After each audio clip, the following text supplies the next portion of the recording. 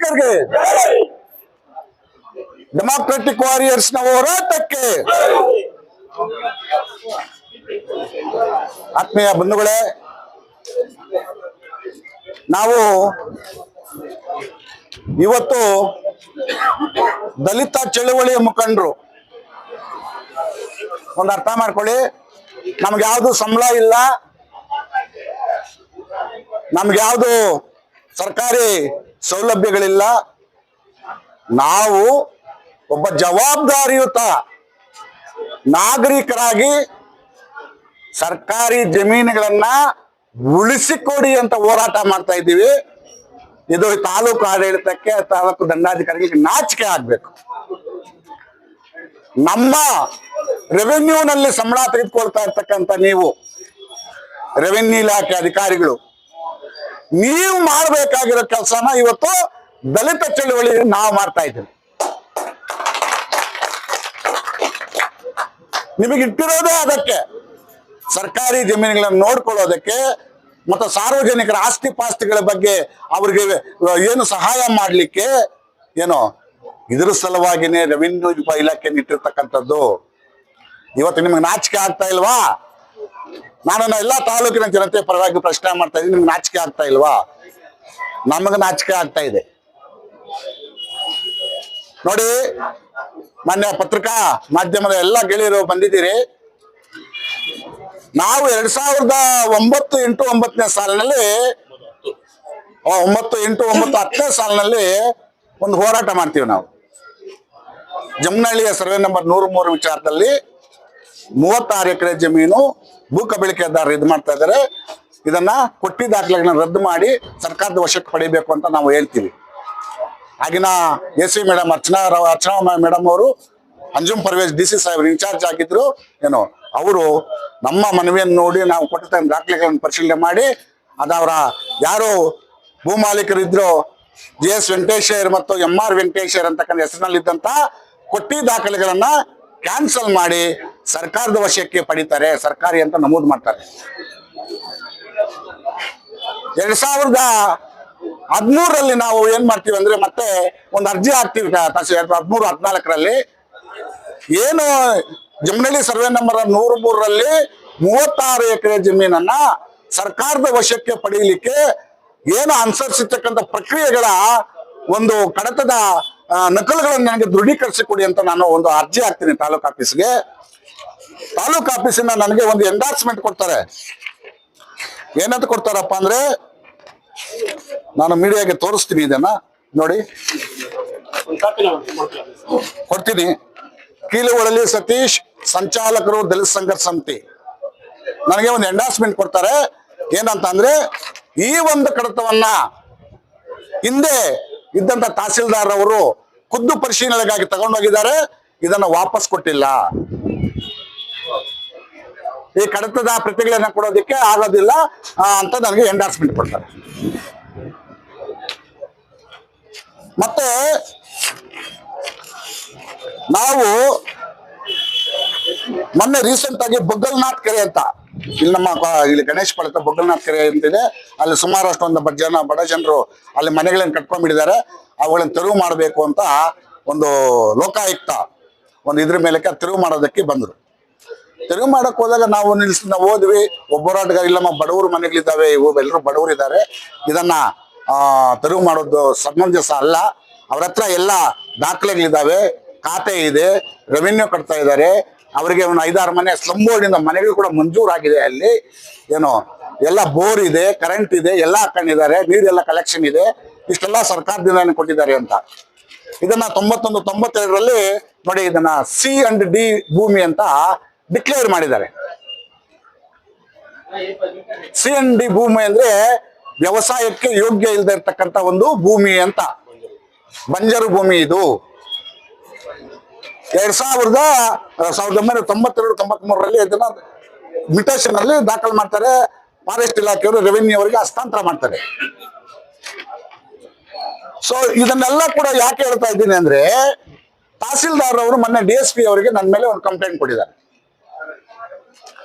ಏನಂತ ಕೊಡ್ತಾರ ಅಂದ್ರೆ, ಡೆಮಾಕ್ರೆಟಿಕ್ ವಾರಿಯರ್ಸ್ ನ ಅಧ್ಯಕ್ಷರಾಗಿರ್ತಕ್ಕಂಥ ಕೀಲುವಳ್ಳಿ ಸತೀಶ್ ಅವರು ಜಮನಹಳ್ಳಿ ಗ್ರಾಮದ ಸರ್ವೆ ನಂಬರ್ 103 ಜಮೀನಿನ ವಿಚಾರದಲ್ಲಿ ನನ್ನ ಹತ್ರ ಬಂದು ಬಹಳ ಜೋರಾಗಿ ನೀವು ಯಾವುದೋ ಮಾನ್ಯ ಉಚ್ಚ ನ್ಯಾಯಾಲಯದ ಆದೇಶವನ್ನು ನೀವು ಪಾಲನೆ ಮಾಡಬಾರ್ದು ಅಂತ ನಮ್ಗೆ ಇದು ಮಾಡ್ತಾರೆ, ಇದನ್ನು ಇಂಪ್ಲಿಮೆಂಟ್ ಮಾಡಬಾರ್ದು ನೀವು ಅಂತ ಹೇಳ್ತಾರೆ.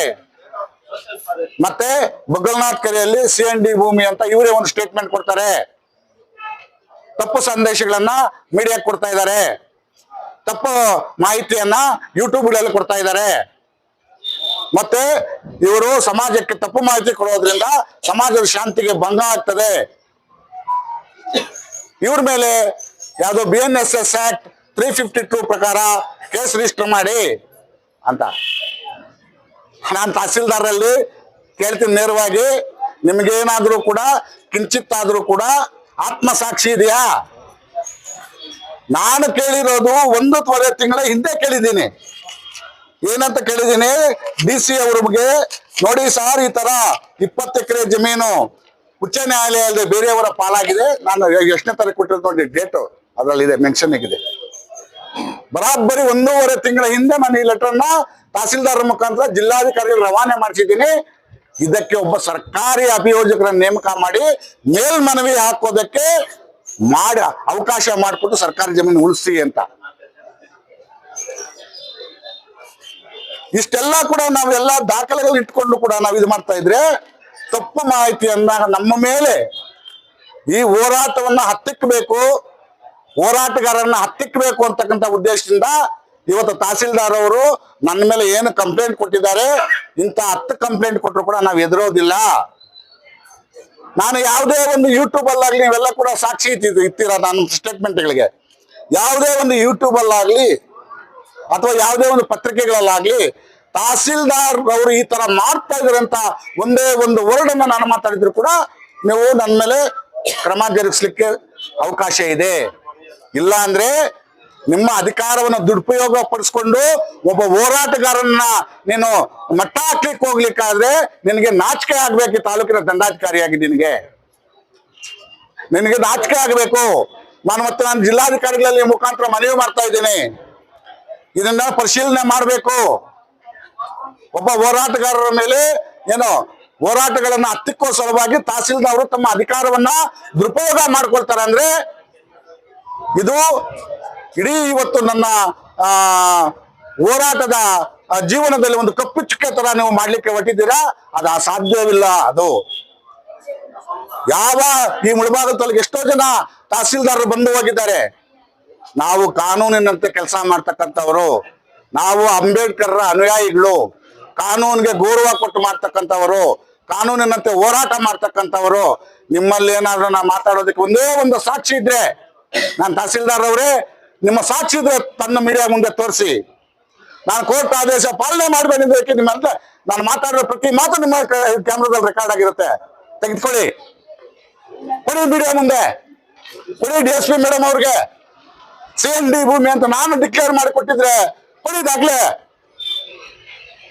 ನಾನು ಯೂಟ್ಯೂಬ್ ಅಲ್ಲಿ ಮಾತಾಡೋಕೆ ನನಗೆ ಅಧಿಕಾರ ಇದೆ, ಮೀಡಿಯಾದಲ್ಲಿ ಮಾತಾಡೋಕೆ ಅಧಿಕಾರ ಇದೆ, ಪತ್ರಿಕೆಗಳಿಗೆ ಹೇಳಿಕೆ ಕೊಡೋದು ನನ್ನ ಅಧಿಕಾರ ಇದೆ.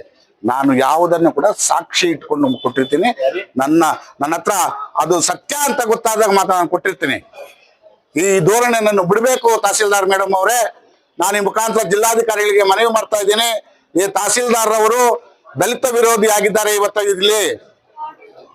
ಇವತ್ತು ನಾವು ಭೂಮಿಯನ್ನು ಉಳಿಸಿ ಅಂದ್ರೆ ಹೋರಾಟ ಮಾಡ್ಲಿಕ್ಕೆ ಹೋದ್ರೆ ಈ ಹೋರಾಟಗಾರರ ಮೇಲೆ ಕೇಸ್ ಹಾಕಬೇಕು ಅಂತ ನೀವು ಕಂಪ್ಲೇಂಟ್ ಕೊಡ್ತಾರೆ ತಹಸೀಲ್ದಾರ್ ಅವರಂದ್ರೆ ಇದು ಈ ತಾಲೂಕಿನ ಎಲ್ಲ ದಲಿತರಿಗೂ ಸಮುದಾಯಕ್ಕೆ ಮಾಡ್ತಕ್ಕಂಥ ಅವಮಾನ.